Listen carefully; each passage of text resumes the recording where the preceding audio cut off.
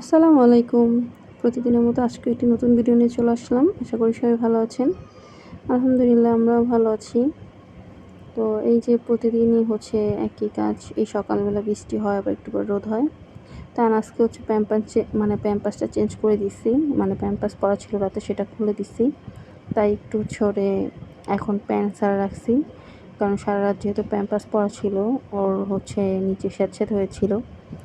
তাই এখন একটু প্যাম্পাস ছাড়া রাখলাম। আর হচ্ছে আমি এখানে দেখতেছি গরুর মাংস ছিল, তো সেটা আমি একটু গরম করে নিছি। আর ফ্রিজে খিচুড়ি ছিল রাখা, তো সেটাও হচ্ছে আমি গরম করে নিয়ে সকালের নাস্তা খাবো। আর ভাত বসায় দিব, কারণ হচ্ছে ভাত না বসায় দিলে পরে রান্না করতে দেরি হয়ে যাবে। তো এখানে হচ্ছে আমি খিচুড়ি দিয়ে হচ্ছে মাংস নিচ্ছিলাম। আগে দেখতেছিলাম যে খিচুড়িটা ভালো আছে কিনা, পরে দেখলাম না খিচুড়িটা ভালো আছে। তো আজকে আর কী রান্না করব, যেহেতু গরুর মাংস আছেই রান্না করা, আর একটু ঢেঁড়স ভাজি করি বেশি করে তেল দিয়ে, পেঁয়াজ আর একটু হলুদ লবণ দিয়ে হচ্ছে ঢেঁড়স ভাজিটা করবো। ঢেঁড়স ভাজিতে তেল না হইলে ভাল লাগে না, যেমন ঘাসের মতো লাগে আমার কাছে, তেল কম হইলে। তো আমি হচ্ছে ঢেঁড়স ভাজিতে আর হচ্ছে কাঁচা উস্তা ভাজিতে একটু তেল বেশি দিই, না হলে হচ্ছে খাইতে ভাল লাগে না। তো এই যে আমার ভাজিটা প্রায় হয়ে গেছে।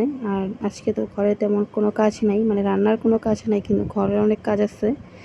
আমি হচ্ছে যেদিন রান্নার কাজটা কম থাকে সেদিন ঘরের কাজগুলো করি, যেমন ফিল্টার ধোয়া, তারপর হচ্ছে রান্নাঘর পরিষ্কার করা। তো এগুলো হচ্ছে করতে হয়, ফার্নিচার পরিষ্কার করতে হয়। তো এই যে আমি হচ্ছে এখন লাঞ্চ করে নিব, আর বিকালে একটু চা খাবো। আমার সব কাজ শেষ করতে করতে 4টা বেজে গেছে। আসলে রান্না না থাকলেও কী হবে, আজকে অনেক কাপড় চোপড় ধুইছি, রান্না নাই তাই। এই যে চাদরটা ধুইছিলাম যেখানে বসি আমরা, আর এই চাদরও চেঞ্জ করে দিয়েছিলাম। তো এইগুলো নিয়ে আসলে কাজ করতে করতেই হচ্ছে দিন পার হয়ে যায়। তো চা খাওয়া শেষে হচ্ছে আমি ডাল ভিজিয়ে রাখছিলাম, সন্ধ্যায় হচ্ছে পেঁয়াজু বানাবো। তো একটু আলু কুচি করে নিচ্ছি, আর পেঁয়াজ কাঁচামরিচ দিয়ে হলুদ লবণ দিয়ে আমি হচ্ছে এখন ডালটা মাখাই নিব ভালো করে। তো আমি পেঁয়াজুর যে ডালটা সেটা হচ্ছে আমি পাটায় বাটি না, আমি মিক্সারে হচ্ছে একটু ব্লেন্ড করে নিই। আমার কাছে বাটতে অনেক কষ্ট হয়, আর হচ্ছে আমার পাটায় ধারও নাই। বাটায় বাটতে গেলে হচ্ছে অনেক শক্তি দিয়ে বাটতে হয়, তখন হচ্ছে এতগুলো তো বাটা সম্ভব না।